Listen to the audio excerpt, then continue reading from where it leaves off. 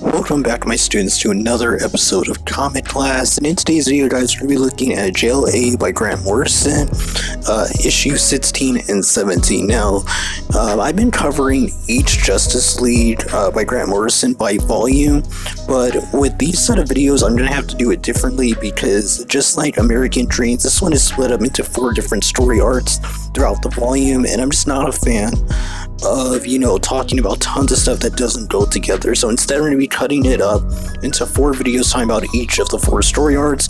And yeah, the first story arc of the 4 is the Prometheus arc. And yeah, without further ado, guys, let's jump right into this amazing story. Let's go.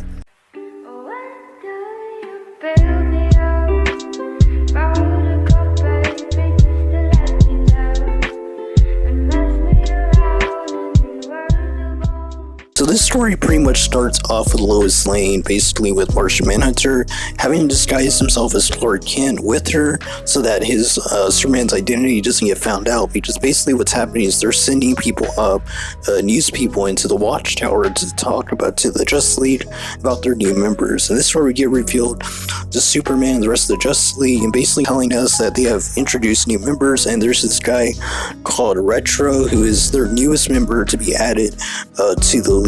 And yes, so Retro is basically a person that has been inspired by Superman and the Justice League and has dreamt of joining the League. So this is kind of like his first day on the job, and yeah, it's pretty cool scene. Now we get to see all the Justice League members that are in the group at the moment, such as Zero, Huntress, Aquaman, Plastic Man, The Flash, Wonder Woman, Superman, Green Lantern, and even Steel, which really surprised me. Steel was actually a pretty cool character. For those that don't know, he debuted during the reign of the Superman arc in the 90s, and yeah. So they basically have their interview with the news people, and while they're having this interview, Retro basically asks Steel to show him the bathroom. So while Steel is showing Retro where the bathroom's at, they basically pass this area that actually gives the oxygen in the Watchtower, which was a really cool addition. I had never thought about how they got the oxygen in the Watchtower, but this story basically answers that question, showing that they have this sort of garden that produces trees that basically produces oxygen. That way they never run out during their time in the Watchtower. That's pretty cool. Now we get to see Retro basically reveal himself that he is actually not the real Retro, and the real Retro was actually killed by him, and he's been masquerading himself. And he has this really Chad power move moment where he hands Steel his weapon and basically electrocutes Steel and overrides his systems with his own, technology, which was really cool, and basically gives him an order to walk as far as possible and then throw his hammer, basically to kind of take a huge damage to kill everybody on board, which is really cool. Now we get to see him reveal himself as Prometheus, which is a new villain, and yeah, basically he has the ability to, use other people's abilities when he downloads them into his circuits.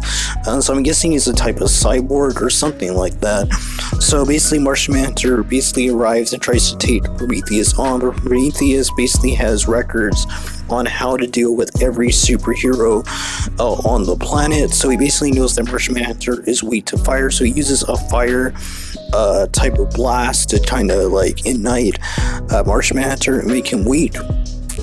Not only does he do this, but he uses some type of dart to basically make the Martian Manhunter basically not able to make form, and it's pretty cool. So he's basically like a pile of goo for at least an hour, I think he says. So yeah, so basically Superman and the rest get informed that the oxygen has been kind of like damaged and they only have enough air for so long, so they basically have to try to get everybody off the ship. But Prometheus basically has made it to where even the shuttles to get off the ship are actually locked. And yeah, so basically he takes on Huntress, defeats her, and then he takes on Batman. Now Batman basically thinks that he can take on Prometheus, but Prometheus reveals that he's actually downloaded at least 30 martial artists, including Batman, and basically puts Batman down a notch. which was really cool to see. And we get to see the Green Lantern and the Flash basically arrive to see that Batman has been defeated by Prometheus, and they're ready to take him on as well. This is where we actually learn Prometheus' name, and we get to see a full-on panel of his suit and his armor and his helmet, which is really cool. Now we get to see basically that Prometheus has, like I said, the ability of knowing, how to defeat these superheroes. Basically, he made it so where he placed some motion sensor bombs to go off if the Flash uses super speed to basically stop him from using super speed to try to just blitz Prometheus, and he basically put some type of virus in Kyle Rayner's brain to basically stop him from using his range, his willpower. So he easily attacks Green Lantern and basically damages him. Now Prometheus leaves without killing the Flash, basically knowing that he doesn't really have to do anything, just the Flash would be basically useless without his speed, and Kyle Rayner can't use his ring, so he's basically kind of like just bleeding out, it seems. And it turns out that Batman is actually alive, he didn't get killed off, and he basically tells Kyle Rayner that he's going to be fine after looking at his injury, and basically says he has a plan, and he uses Oracle as his backup to kind of like feed information to the League and try to figure out how to beat Prometheus.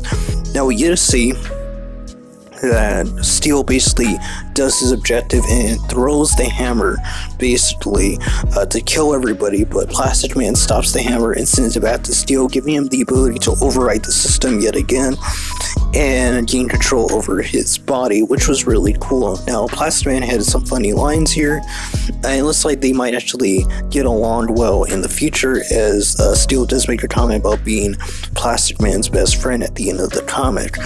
Now we get to see basically Prometheus having to take out Wonder Woman and Superman, which he doesn't really do. He basically gives Superman an ultimatum that he'll let everybody live if Superman kills himself, but Superman doesn't go through with this, and it turns out that one of the people that was with the newscast, it seems, was actually undercovered with Wonder Woman. Basically Catwoman basically was undercover as a newscast person and basically attacks Prometheus by hitting him in the nuts, which was pretty funny. At the speed of sound, I mean, that just sounds really painful. And basically Prometheus tries to kill Catwoman after this, but gets stopped and by Huntress, I believe. And this is where Prometheus basically gets cornered by all the Justice League members and basically teleports himself out of there, sending him to where he had sent Zero earlier in the issue. I think it was in the first issue when he sent Azrael, or however you say his name, Zero, to like this like limbo dimension. He basically brings Zero back after he realizes that he is actually in the dimension that he sent him to. So he gets sent back, and it seems like all the League is fine. Now, after they dealt with Prometheus, they basically get introduced to the new gods, showing themselves to the Justice League, and basically say that they're going to be staying there, Orion and Big Barda, to get ready for the future conflict that's going to come to their planet with this huge threat. So we're almost to the final arc in Grant Morrison's run. When we get there, we'll finally figure out what this big threat is, but it seems like the pieces are coming together for this final battle, so it seems pretty cool. So basically, Superman states that he's going to have to talk to people to figure out what they're going to be doing while they're here on Earth until this threat appears and shows itself. So after all that is done, basically Superman states that they're all going to go and tell the people that everything's fine and basically send them back home and basically answer any questions they have, and basically ending the Prometheus story arc. And yeah, that's pretty much it for this story. This was a quick video, guys. It was only 2 issues long. Most of it was action because it was just Prometheus taking out different Justice League members. I'm guessing Martian Manhunter is alright at the end, considering he's with all the other Justice League members in that final panel. And yeah, overall, I thought the arc did good in introducing us to the character of Prometheus. I do believe he comes back for the final arc in Grant Morrison's run, because I did see him on one of the covers, but we'll see that when we get there. And yeah, overall, I would recommend this arc. Like I said, it's a pretty quick read, probably finish it in like 10 minutes. It's only 2 issues on, from issue 16 to issue 17, Grant Morrison's JLA run. And yeah, be sure to tune in next time as we take a look at the next story arc and Grant Morrison's run. That will be covering, I believe, the next issues, which will be issues 18 and 19. And yeah, I'm going to be having more Justice League videos. I'm going to be trying to finish off the Grant Morrison run sometime next week. That way we can move on to other stuff such as my Spawn retrospective series. I want to be covering Cerberus, stuff like Deadly Class, some Marvel and DC books I already have planned in the works to be covering. So yeah, I just want to move on with some more projects and really grow the channel. So be on the lookout for that. But until next time, guys, God bless you. Until the next video, keep on reading. I am who I'm meant to be. Over and out again. My future needed clarity, so I could see how you react.